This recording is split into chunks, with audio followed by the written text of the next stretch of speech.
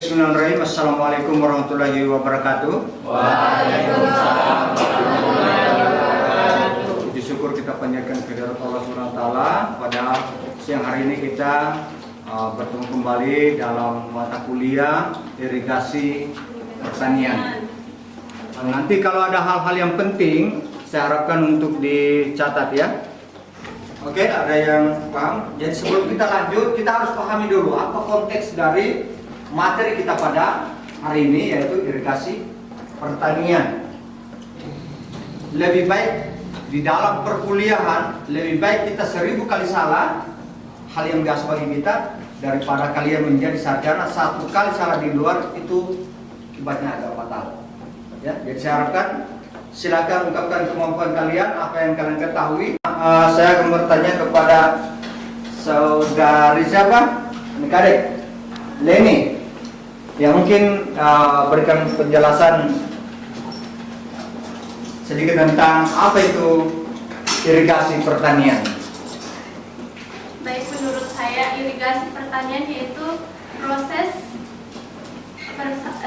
saluran air yang ditujukan untuk areal persawahan yang memerlukan air yang banyak. Oke, ada yang bisa tambahkan? Oke, saudara Noe, bagaimana? Sedikit Pak. Ya, silakan. Ya, menurut saya irigasi pertanian adalah sebuah irigasi atau saluran bagi air sungai menuju ke area-area persawahan para petani, supaya para petani ini tidak kesusahan untuk mendapatkan air, Pak. Terima kasih. Dan materinya kita melihat dulu sejarah irigasi. Ya. Nah, irigasi itu sudah dikenal di Mesir. Ya, di Mesir sekitar 4000 tahun sebelum Masehi. Berarti di Mesir itu sudah ada irigasi. Ya, dibuktikan dengan adanya petak-petak berbentuk saluran. Itu berarti orang pada saat itu sudah memahami bahwa irigasi ini sangat dibutuhkan untuk dalam rangka budidaya, ya, budidaya tanaman khususnya. Ya. Kemudian kalau di Cina itu didapatkan ya dari para arkeolog ya, Cina itu sudah berkembang 2000 tahun sebelum Masehi. Nah, kalau di Indonesia sendiri ya kita bisa mengenalnya dari kerajaan Majapahit, di mana dalam candi atau apa di situ sudah ada berbentuk semacam parit-parit kecil untuk mengalirkan misalnya dari areal sungai dialirkan ke tempat tertentu sebagai misalnya permandian sang putri ya, dialirkan, itu berarti masuk kategori irigasi ya, karena sudah mampu mengalirkan air, memanfaatkan air dengan baik ya. Nah, sekarang di tol-tol ini ada bendungan yang sudah 90% lebih sudah jadi ya, di daerah apa namanya?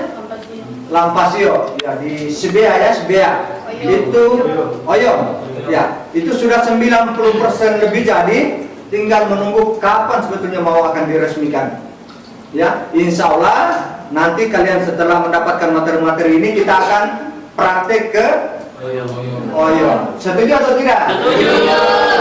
Tentunya karena pengembangan irigasinya yang dibentuk, tetapi di sana dibentuk semacam tempat wisata ya, tempat wisata, lahannya cukup luas, memang itu program dari Bapak Presiden ya. Jadi masyarakat bisa menikmati pemandangan yang ada di wilayah irigasi Lampasio ya. Tujuan pemerintah dalam pembangunan irigasi ini adalah yang pertama tentunya, apakah di daerah sana banyak sawah? Mau mengharapkan pengairan dengan sistem tanah hujan ya tentunya susah ya. Daerah kita ini tidak menentu hujannya ya, datang waktu hujan sampai berapa hari banjir ya. Maka dengan program ini sudah terbentuk irigasi itu ya. Kalau ya pertanian kita sudah merasa baik, tapi irigasinya belum maksimal. Kira-kira kalau irigasinya dimaksimalkan, apakah produksinya meningkat? Meningkat. Jelas meningkat, ya. Karena apalagi padi adalah tanaman yang membutuhkan air yang cukup banyak, ya. Jadi butuh air. Pada prinsipnya bahwa tanaman padi itu mulai dari penanaman sudah butuh air, ya, sampai mendekati panen, ya. Cuman ada tingkatan tertentu kapan dia dikurangi, kapan dinaikkan debit airnya, atau padinya butuh air banyak, ya. Kemudian yang ketiga, pemanfaatan air untuk sungai untuk keperluan lainnya seperti air minum, PLT, daerah sungai yang airnya akan dimanfaatkan untuk irigasi yang akan diirigi. Sifat tanah ini sangat penting, ya. Kontur tanah, kepadatan tanah, dan lain sebagainya, ya. Bagi daerah persawahan ini berhubungan langsung dengan ketersediaan air. Kalau sifat tanah yang agak berlumpur, padat, ya, kemudian berpasir, itu pasti beda, ya. Biasanya daerah berpasir itu lebih banyak membutuhkan air. Kenapa? Karena ada terjadi resapan. Yang kedua itu masalah topografi atau daerah pengaliran. Biasanya itu berhubungan dengan kontur tanah, ya. Ada yang tinggi, ada rendah, ada ini miring, ya. Jadi dilihat, kalau kita daerah irigasi yang kita buat daerahnya rendah, kemudian kita mau airi daerah tinggi, kan tidak masuk di akal, ya. Jadi harus terbalik, ya. Bendung atau irigasi yang kita buat harus lebih tinggi ketimbang daerah yang akan diairi, karena masalah pembagian airnya. Nah, makanya di dalam strategi pembangunan irigasi kita harus menyesuaikan sesuai tidak kebutuhannya atau tidak, ya. Berapa luas areal yang harus kita airi, maka penampungannya juga kita sesuaikan, ya, berhubungan dengan debit, ya, atau ketersediaan air. Kenapa tidak masuk kategori perkebunan, horti, dan lain sebagainya? Kenapa harus pangan yang utama? Karena pangan yang membutuhkan irigasi. Ya, karena pangan yang membutuhkan irigasi. Ya, karena pangan yang sangat membutuhkan irigasi, ya, terutama daerah persawahan, ya. Potensi produksi setiap tanaman pangan, ya. Jadi potensi, kata potensi ini adalah apa? Ada yang paham kata potensi? Kemampuan produksinya. Nah, kemampuan tanaman memberikan produksi, ya, potensi, ya. Misalnya kalau kita dengar, kalau di Jawa 1 hektar bisa mencapai berapa ton? Ya, 8 sampai 10 ton. Ada yang pernah mendapatkan, ya? 8 sampai 10 ton. Kalau kata potensi di mana? Itu sudah meningkat hasilnya. Jadi kata potensi begini, ya. Misalnya dalam sebuah penelitian, ya, orang mendapatkan bahwa kualitas atau jenis dari padi, ya, jenis ini diambil sampelnya dengan melihat rata-rata yang terbaiknya, ya, yang terbanyaknya ditimbang, kemudian konversikan ke hektar. Maka kalau kita dapatkan, ya, seandainya rata-rata per pohon seperti ini atau luasan 1 meter persegi sebanyak ini semua dalam 1 hektar, maka dia yakin dan percaya bisa mencapai 12 ton per hektar. Berarti dia padi ini bisa mempunyai potensi untuk menghasilkan 12 ton. Tori-tori hanya mampu sebatas itu, ya. Apa penyebabnya?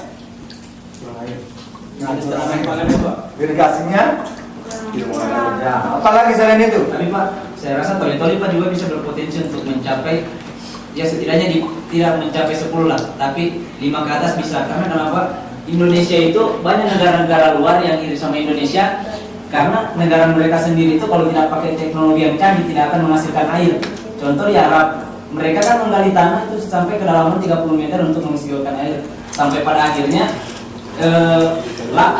padang pasir itu dirubah menjadi area persawahan. Akan tetapi di Indonesia sendiri, khususnya di Toli-Toli, banyak sekali sumber air, Pak. Nah, sedangkan di Toli-Toli kan juga itu banyak area-area persawahan yang memenuhi kualifikasi untuk mencapai hasil yang maksimal mungkin, Pak. Contoh seperti daerah Kamalu, Buga, Oyo, Psikotom, beserta jajarannya lah, Pak. Jadi kalau untuk dibilang Toli-Toli itu kacau, mungkin masih bisa diperbaiki, Pak, karena Toli-Toli juga punya peluang atau potensi untuk mencapai target gitu, Pak. Sekian. Oke, jadi betul ya. Ya, pada dasarnya kalian setuju bahwa Toli-Toli bisa melebihi dari 5 ton per hektar? Yang penting ada kemauan. Ada yang masih ragu-ragu, ya. Memang secara kenyataan sih bahwa kita masih di bawah 5, ya. Tapi kalau yang disebutkan tadi saudara siapa namanya? Rafi, bahwa Toli-Toli punya potensi untuk melebihi dari itu. Kenapa Jawa bisa, kita tidak? Ya, apa yang membedakan sebetulnya? Teknologinya, Pak. Teknologi, oke. Ya, kemauan. Kemauan, kualitas benih, sumber daya manusia. Nah, ini semua yang sebetulnya yang paling mendukung untuk mendapatkan potensi tersebut. Di tangan kalian lah yang insya Allah akan menjadi sarjana pertanian yang akan mengembangkan potensi ini menjadi 5 ton ke atas. Saya tidak menginginkan kalian hanya mendapatkan ilmu tanpa ada praktik, ya. Insya Allah nanti kalian masih punya potensi untuk saya insya Allah akan bawa nanti kita akan praktek bagaimana teknologi budidaya tanaman pangan, ya, termasuk dengan sifat atau sistem irigasi yang akan diberlakukan di wilayah Galang. Kata orang, segala sesuatu yang bisa menjadi ahli kalau sering kita lakukan, ya. Kapan kalian bisa menjadi penyuluh pertanian? Kalau mulai dari sekarang tidak membiasakan diri untuk berbicara, ya, mengorganisir kelompok-kelompok. Misalnya dalam teman-teman kalian di sini ya harus sudah mulai, oh ini teman saya yang bisa saya kerjasama, ya, harus mulai membiasakan diri, ya. Sudah diteliti, itu biasanya kalau disimpan begitu saja tidak akan berkembang, ya. Maka kajian-kajian ini akan berkembang ketika dibawa oleh penyuluh. Apa hubungannya dengan curah hujan dengan lokasi bendung atau irigasi yang akan kita buat? Jadi Pak, izin sedikit jawab. Ya. Jadi kenapa curah hujan itu sangat berpengaruh pada irigasi tentunya kan? Itu kan dari di hulu itu sumber daripada irigasi ini dibuat kan? Ya. Jadi apabila terjadi curah hujan yang cukup deras, nah itu kan otomatis akan menyebabkan banjir. Bahkan bukan cuma merusak area pertanian saja, tapi itu juga bisa merusak permukiman masyarakat. Dengan penjelasan saya tadi ini mungkin ada terbenak di pikiran kalian yang lebih jelas lagi tentang apa sebetulnya irigasi. Ada? Oke, silakan. Irigasi berupa penyediaan atau pengaturan atau pembuangan untuk menunjang pertanian. Iya. Penyediaan, pengaturan, dan pembuangan air irigasi untuk menunjang pertanian. Dan pembuangan air untuk menunjang pertanian. Iya. Jadi kata irigasi memang harus kita menyediakan air, harus kita sediakan, ya. Kemudian kita atur, ya. Jadi harus air kita atur. Sudah tersedia, tapi kalau tidak diatur mau diapa juga, ya. Orang nanti rampas ke sana kemari, terserah siapa yang lebih kuat, ya. Nah, ini tidak. Jadi harus diatur. Kemudian ada juga pembuangan. Irigasi ini sangat menunjang untuk produksi pertanian, ya. Ya. Namun di sini ada beberapa, saya jelaskan ya, dalam proses irigasi ini. Jenis-jenis irigasi, ada irigasi permukaan, ya. Irigasi permukaan itu berarti semacam sungai, itu irigasi permukaan. Kemudian ada irigasi bawah tanah. Ya, irigasi bawah tanah itu berarti irigasi yang kita ambil sumber airnya dari dalam bawah tanah. Oke, kemudian ada irigasi pompa. Sudah pernah lihat irigasi pompa? Sudah. Bagaimana modelnya? Tidak tahu? Iya, irigasi pompa biasanya kenapa harus ada kata pompa di situ? Biasanya ini terjadi karena daerah yang akan diairi, diberikan air ini lebih tinggi daripada airnya. Misalnya ada sungai, ya, ada sungai. Di sebelahnya ini ada daerah persawahan. Mau diairi dengan menggunakan air tidak bisa karena lebih di bawah air, maka dia menggunakan mesin misalnya, mesin sedot ya, mesin sedot air. Apa namanya? Alkon. Ya, itu bisa dipompa, dinaikkan, ya, untuk mengairi persawahan atau sawah. Kemudian ada juga yang biasa kita sering gunakan yang sederhana ya, kita menggunakan hand sprayer, dipompa juga ya. Nah, seperti itu maksudnya. Kemudian ada irigasi tambak. Nah, irigasi tambak ini berlaku di tambak. Biasanya kalau di tambak kita melihat ini ada gorong-gorongnya, apa namanya ya? Pintu airnya ya. Pasolongan kalau bahasa di sini, pasolongan ya. Dari satu tempat ke tempat lain ini dalam bentuk irigasi juga ya, karena dia saling bertautan ya atau berhubungan langsung. Nah, setelah irigasi kita akan berbicara masalah jaringannya, jaringan irigasi. Ya, coba kita bisa pahami kata jaringan. Jaringan itu sebetulnya seperti apa? Jaringan, oh jaringan internet atau jaring-jaring, ya, jaring bola voli, ya, dan lain sebagainya. Nah, maka kalau berbicara di irigasi, maka kata irigasi ini kan satu. Ya Pak. Kalau jaringan irigasi, Bagian-bagian dari Penghubungnya, Pak. ya, Penghubung, Pak. penghubung. Kalau sana, Bagian-bagian dari irigasi Pak. bagian-bagian dari irigasi. Berarti irigasi dibagi-bagi. Ya Pak. Oke. Nah, biasanya jaringan irigasi ini sebagai Bangunan pelengkap. bangunan pelengkap ya, dari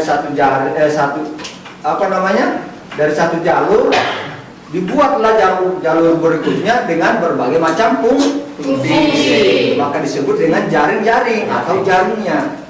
Oke, jaringan irigasi. Oke, kalau kita lihat di sini, ya, di jaringan irigasi adalah saluran atau bangunan dan bangunan pelengkap. Ada saluran, ada bangunan dan bangunan pelengkap. Ya, kalau kita lihat di daerah Kelondong ya, daerah Kelondong ada saluran yang sudah masuk ya dari sungai, ya masuk. Kemudian ada bangunan yang membendungnya, ya. Kemudian bangunan pelengkapnya, bangunan pelengkap ini seperti itu yang dia maksud tadi ya, bahwa pembagi-pembagi. Jadi ada beberapa nanti bangunan pelengkap ini dibagi-bagi sesuai dengan fungsinya, ya. Ada fungsinya sebagai Pembuangan air. pembuang, apalagi selain pembuang apalagi? Pemasukan air, pemberian. Pembagian. Oke, semua kan pembagian. Ya. Ya. Kalau kita menyebut ya, kita menyebutkan dulu bahwa dari posisi sungai kemudian dibendung masuk ke wilayah irigasi disebut dengan irigasi primer. Ya, irigasi primer. Nah, bangunan pelengkap ini masuk ke berbagai macam. Demikian materi kita pada kesempatan kali ini. Semoga materi ini sangat bermanfaat untuk kalian. Kalian bisa mengetahui nanti bahwa ternyata jaringan-jaringan irigasi itu cukup banyak dan berbagai fungsi, ya, sesuai dengan kebutuhan petani. Ya, untuk itu harapan saya semoga adik-adik ini bisa lebih fokus menimba ilmu di Universitas Madaka Toli-Toli dan akan menjadi generasi-generasi penerus sebagai seorang sarjana pertanian. Amin. Oke, demikian saya akhiri dengan ucapan billahi taufiq wal hidayah. Assalamualaikum warahmatullahi wabarakatuh.